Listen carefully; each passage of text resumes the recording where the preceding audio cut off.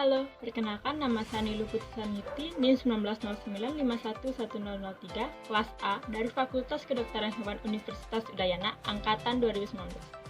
Baik, di video pembelajaran kali ini, saya akan memaparkan materi dengan judul Media Pertumbuhan Bakteri. Apa sih itu media pertumbuhan? Media pertumbuhan mikroorganisme adalah suatu bahan yang terdiri atas campuran nutrisi atau nutrien yang digunakan oleh suatu mikroorganisme untuk tumbuh dan berkembang biak pada media tersebut. Manfaat dan fungsi media yaitu untuk menumbuhkan, memperbanyak, mengisolasi, dan mengidentifikasi bakteri. Komposisi pertumbuhan dapat dipengaruhi oleh tingkat keasaman atau pH, suhu, nutrien, oksigen, tekanan osmosis, serta sterilitas. Yang pertama, tingkat keasaman atau pH.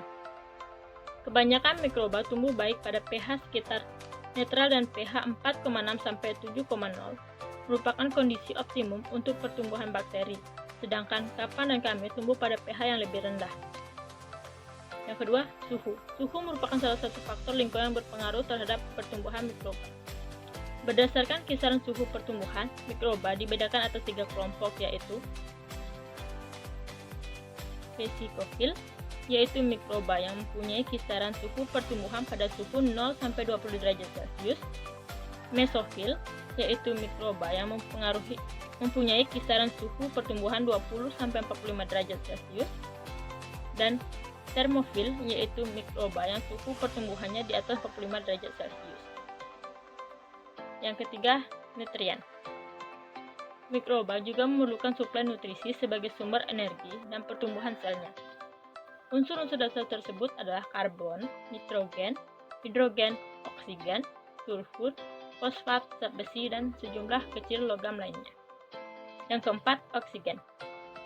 Berdasarkan kebutuhan akan oksigen, mikroba dibedakan atas 4 kelompok sebagai berikut. Aerob, yaitu mikroba yang membutuhkan oksigen untuk pertumbuhannya. 2. Anaerob, yaitu mikroba yang tumbuh tanpa membutuhkan oksigen.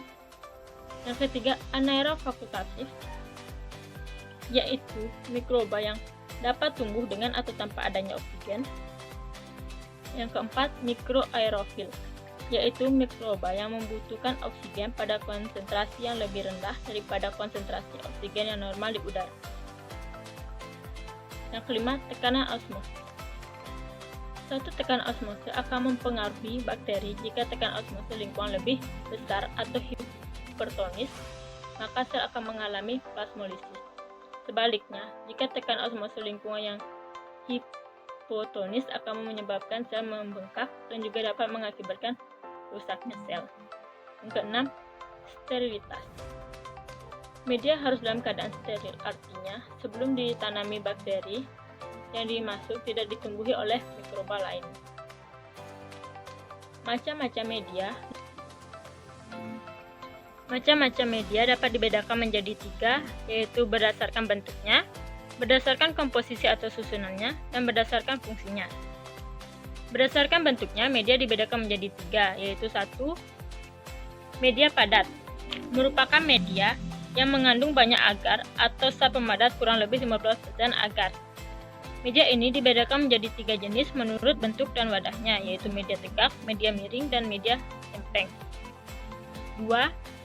Media semi padat atau semi cair merupakan media yang mengandung agar kurang dari yang seharusnya, sehingga media menjadi kenyal, tidak padat, dan tidak begitu cair.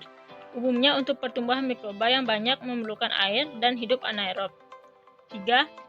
Media cair merupakan media yang tidak ditambah bahan pemadat, umumnya digunakan untuk pertumbuhan mikroalga. Berdasarkan komposisi atau susunannya, dibedakan menjadi 3, yaitu 1. Media alami atau non-sintesis merupakan media yang disusun dari bahan-bahan alami, di mana komposisi tidak dapat diketahui secara pasti dan biasanya langsung diekstrak dari bahan asalnya. 2. Media semi-sintesis merupakan media yang disusun dari bahan-bahan alami dan bahan-bahan sintesis. 3. Media sintesis, yaitu media yang disusun dari senyawa kimia yang jenis dan takarannya diketahui secara pasti. Dan yang terakhir, berdasarkan fungsinya, Media dibedakan menjadi 6, yaitu 1. Media umum. Media ini mengandung bahan-bahan yang bertujuan untuk menstimulasi pertumbuhan mikroba secara umum. Contohnya, nutrien agar dan blood agar. 2. Media diferensial adalah media yang digunakan untuk membedakan satu bakteri dengan bakteri lain. Pada media ini mengandung suatu bahan yang digunakan untuk membedakan mikroba. Contohnya, media triple sugar iron agar, media sulfit idol motility, dan sebagainya. 3. Media selektif adalah media yang memungkinkan suatu jenis mikroba tumbuh dengan pesat, sementara jenis mikroba yang lainnya terhambat. Contohnya, McConkey agar pada media selektif, yang ditambahkan bahan-bahan tertentu yang akan menghambat pertumbuhan mikroba yang tidak diinginkan.